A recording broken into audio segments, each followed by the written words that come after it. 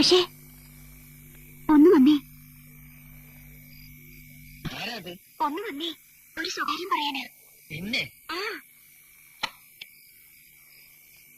ആരാ? എന്ത് സ്വകാര്യം എന്നോട് പറയാനുള്ളത്? ഒന്ന് പുറത്തേക്ക് വരുന്നേ.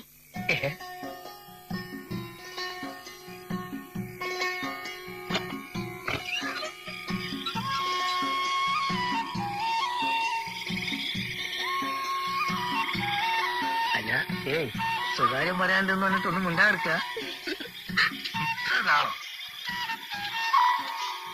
അതെങ്ങോട്ടാ പോണേ? വല്ലാതെ ദൂരം പോയാലും അങ്ങനെ അറിയിട്ടോ. കൽവ് തയ്യാറാക്കല്ലേ.